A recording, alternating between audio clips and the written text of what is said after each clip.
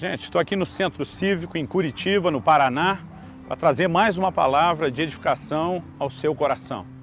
Nós sabemos que a palavra de Deus destaca a importância da adoração, mas nos próximos minutos eu quero falar com você a respeito de uma adoração que a Bíblia classifica como inútil, sem nenhum propósito, sem nenhum valor, sem nenhum resultado. Fique comigo, nós vamos refletir sobre isso. O Senhor Jesus, citando o profeta Isaías, ele declara, isso foi registrado lá em Marcos 7, nos versículos 6 e 7. Ele faz a seguinte afirmação: esse povo me honra com os lábios, o seu coração, contudo, está longe de mim. Então a afirmação, a declaração, ou poderíamos dizer o protesto de Deus através do profeta é: em vão me adoram. Interessante que a maneira como o Senhor trata disso não é de classificar isso de uma falsa adoração, nem tampouco de dizer que não é adoração, mas ele diz: em vão me adoram. Deus reconhece aquilo como adoração, mas ele classifica como uma adoração vã, como uma adoração inútil, como uma adoração que não cumpre o seu propósito. E é o que eu e você precisamos entender, é que em relação ao chamado de Deus para as nossas vidas, para o adorarmos, Satanás, o grande inimigo não apenas de Deus, o nosso adversário e opositor, ele quando primeiro percebe a nossa inclinação à adoração, ele vai tentar nos impedir de adorar. Mas quando ele não consegue nos impedir de adorar, a sua estratégia se concentra em tentar anular a nossa adoração, para que mesmo que a gente prossiga, avance com a ideia de adorar, ela não cumpra o seu propósito. E um bom exemplo dessa classificação de uma adoração inútil, que ele tenta impedir e quando não impedir, então tenta anular, pode ser vista numa tipologia interessante. A palavra de Deus diz que Moisés vai até Faraó com uma mensagem muito clara. A mensagem é: deixa meu povo ir para que me adore. Por trás desse cenário nós temos uma figura de redenção. A saída da nação de Israel do Egito é uma figura de redenção. Podemos olhar para Faraó como uma figura de Satanás que oprimia e escravizava o povo que veio a ser o povo de Deus. Assim como eu e você, antes do encontro com Cristo, Colossenses 1,13 diz que Deus nos arrancou do império das trevas. Nós também éramos escravos, nós também estávamos debaixo da tirania de Satanás, e o que fez o povo sair do Egito foi aquela noite em que a Páscoa foi celebrada, o sangue do Cordeiro da Páscoa foi derramado. Paulo, quando escreve aos Coríntios, chama Jesus de o nosso Cordeiro Pascal. Todas as figuras estabelecem um paralelo. Por exemplo, quando a nação de Israel saiu do Egito e vão ao Monte Sinai, a declaração que Deus faz sobre eles lá é a mesma declaração que o apóstolo Pedro faz sobre nós, em 1 de Pedro 2,9, quando ele diz: vós sois a nação santa, a geração eleita, o sacerdócio real, o povo de propriedade exclusiva de Deus. Então eu quero tomar esse paralelo. Quando Moisés chega com a mensagem: deixa meu povo ir para que me adore, ele mostra que o propósito da redenção não é apenas nos tirar da escravidão, mas nos levar a um lugar de comunhão e de intimidade com Deus. Nós podemos perceber que a aplicação da redenção no sentido espiritual para nós não é diferente. A Bíblia fala a respeito de Zacarias, o pai de João Batista, o sacerdote, que cheio do Espírito Santo profetizou. E a declaração dele foi: para que, libertos das mãos dos nossos inimigos, o adorássemos em santidade e justiça todos os nossos dias. Na hora de falar da redenção que o Messias trazia, ele também mostra que o propósito, o desfecho final é a adoração. E como adoração não fala apenas de um culto que prestamos, eu falo daquele lugar de comunhão, de intimidade com Deus. Bom, vamos às figuras. Quando Moisés, em Êxodo 5, chega a Faraó com a mensagem: deixa meu povo ir para que me adore, a primeira atitude de Faraó é se colocar contra. Ele diz: esse povo, na verdade, deve estar muito ocioso para estar pensando em adoração. Ele diz: vamos sobrecarregá-los de trabalho. Ele dobra a carga de trabalho. Ele diz para que eles não tenham tempo de pensar em adoração. A primeira atitude é: vamos dissuadi-los dessa ideia. No entanto, quando ele não foi bem sucedido, mesmo porque nem Moisés nem o povo voltam atrás, ele começa a oferecer a Moisés algumas contrapropostas. Nós temos ali, tanto de Êxodo 8 até o capítulo 10, nós temos 4 contrapropostas, por assim dizer, que Faraó fez a Moisés. Na primeira delas, ele diz a Moisés: para que sair do Egito? Adora aqui mesmo. Interessante que o Egito é uma figura do mundo e de um lugar de pecado. Mas, obviamente, Moisés recusa a contraproposta de Faraó. Ele diz: nós não vamos fazer isso no Egito.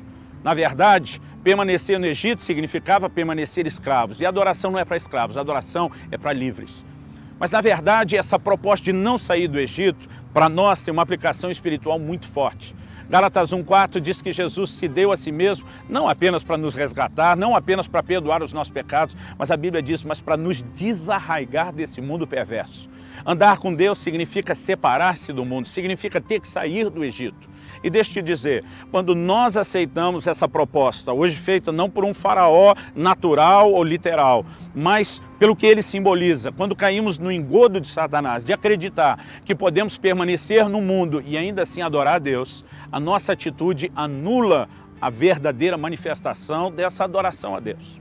Mas Moisés não aceitou, ele disse, não, ninguém vai ficar no Egito, o faraó endurece, então diz, ninguém vai a lugar nenhum, as pragas vêm, e à medida que o juízo de Deus se manifesta, ele amolece um pouco, e ele diz, então tá bom. Nesse momento ele faz uma segunda contraproposta. Qual era a segunda contraproposta? Ele diz, vocês podem até sair do Egito, mas ele diz, só não vão muito longe. Em outras palavras, ele está dizendo, olha, tudo bem, pode até sair, mas não vamos romper por completo. Fique por perto, mantenha contato. É quase como se ele dissesse, pode até sair, só não vá muito longe e não desligue, porque eu não quero perder contato com vocês. Então, na verdade, a gente diria que essa segunda contraproposta é um desdobramento da primeira. É quase uma forma de dizer, olha, você até sai dos limites, mas não vá muito longe, porque eu não quero perder o contato com você. Naquele momento, Moisés, mais uma vez, recusa, dizendo de forma alguma. E eu e você precisamos entender que não basta apenas sair do mundo e permanecer por perto. A palavra de Deus diz na mensagem de Estevão, em Atos capítulo 7, que alguns no seu coração, falando dos israelitas, voltaram ao Egito. Nunca voltaram de forma natural, literal, mas no coração voltaram, porque tinham saudades. Eu te pergunto, será que você em algum momento, mesmo depois de ter saído do mundo, tem sentido vontade de voltar para lá? Mesmo não tendo vontade, sentiu saudades daquilo, porque permanecer por perto também anula a nossa adoração. Moisés recusa, mais pragas e juízos da parte de Deus é manifestado, então vem a terceira contraproposta. O faraó pergunta para Moisés, quem vai? Moisés diz, como quem vai? Vai todo mundo. O faraó diz, não, os homens podem ir, mulheres e crianças ficam. Basicamente o que ele está dizendo, se eu não puder anular a sua adoração, prendendo você no terreno da consagração, te mantendo no mundo ou por perto, a segunda coisa que eu quero bagunçar, o que o faraó está dizendo, é impedir que você adore a Deus em família. Nós precisamos entender o chamado de Deus para que nós possamos cultuá-lo em família. E eu creio que nós estamos vivendo um tempo onde Deus quer levantar muita gente, que a semelhança de Josué vai dizer, eu e a minha casa serviremos ao Senhor. Gente que está decidindo servir ao Senhor não apenas sozinho, mas dizendo, sou eu, toda a minha família. Interessante que parece que cada contraproposta que o faraó faz vai ficando mais sutil do que a primeira. A primeira é descarada, fica no Egito. A segunda, então tá bom, sai, mas não vai muito longe. Essa terceira é ainda mais sutil. É como se ele dissesse, olha, eu até deixo você adorar, se eu não consigo te prender aqui no mundo nem por perto, tudo bem, mas se eu impedir você de adorar a Deus com a sua família, eu já me dou por satisfeito. Eu quero que você entenda que Deus não apenas espere que você o adore em consagração, fora e longe do Egito, mas também com toda a sua casa. Porque negligenciar o envolvimento da nossa família no culto e na adoração a Deus também pode anular a nossa adoração e aquilo que Deus espera de nós. Mas interessante que existe uma quarta contraproposta.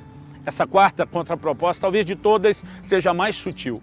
Porque depois de mais pragas e juízos, o faraó acaba cedendo e diz, então tá bom, não precisa ficar no Egito, não precisa ser por perto, pode ir todo mundo. Mas a última colocação dele é, mas os rebanhos ficam. E nesse momento é interessante que Moisés parece manifestar uma indignação maior do que nas propostas anteriores. Moisés diz, o quê? Como iríamos nós e não sacrificaríamos ao Senhor nosso Deus? Ele diz, vai todo mundo, ninguém fica no Egito, nem por perto, as famílias vão, mas ele diz, os rebanhos também, porque nós precisamos sacrificar, adorar ao Senhor. E agora Moisés inclui um outro elemento na adoração. Acho interessante, quando falamos de adoração, a maioria de nós pensa no culto de lábios, que o livro de Hebreus chama do sacrifício de louvor, o fruto de lábios que confessa o seu nome. Mas nós precisamos entender que a palavra de Deus fala de algo mais a respeito do que apenas eu e você declararmos. A mensagem de Isaías, citada por Jesus, fala que, além dos nossos lábios, o coração precisa acompanhar. Mas esse quarto elemento fala de um último aspecto da adoração que também é muito importante. Envolve a adoração com os nossos bens. Eu sei que esse é um assunto que muitos não gostam que se fale, não gostam de tratar ou comentar, mas a verdade, quando você olha para a palavra de Deus, algumas das cenas de adoração extravagante, como de Maria de Betânia, que derrama aquele perfume precioso no Senhor, elas envolvem a adoração com os bens.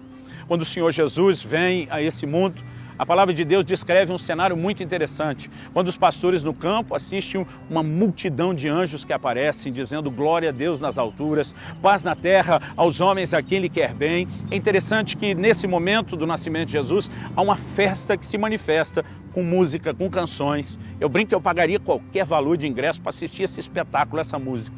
Mas a adoração que Jesus recebeu não foi apenas o canto dos anjos. A Bíblia fala daqueles 3 magos trazendo ouro, incenso e mirra, porque a adoração que foi oferecida a Cristo por ocasião do seu nascimento não se limitou somente à adoração com os lábios, mas também à adoração com os bens.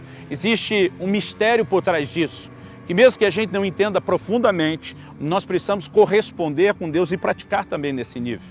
Parece que a última carta que o diabo guardou na manga, que o faraó tinha na manga, era dizer, então tá bom, se eu não consigo te manter nem no mundo nem por perto, o terreno da consagração comprometido, se eu não consigo impedir você de adorar a Deus com a sua família, o importante é que eu te impeça nessa área. A minha pergunta é, você acha que essa última é sem valor? A ponto do inimigo, em outras palavras, está dizendo, eu desisto de brigar pela sua consagração, eu deixo sua família em paz, desde que eu te impeça de adorar a Deus com os seus bens. Eu acredito que isso é mais sério do que a gente tem compreendido, mas que Deus nos dê graça para corresponder em todos esses níveis, para que a nossa adoração em momento algum seja anulada. Que você prossiga não apenas adorando a Deus, mas com adoração útil, que cumpra o seu propósito, que não é anulada pelas artimanhas do diabo.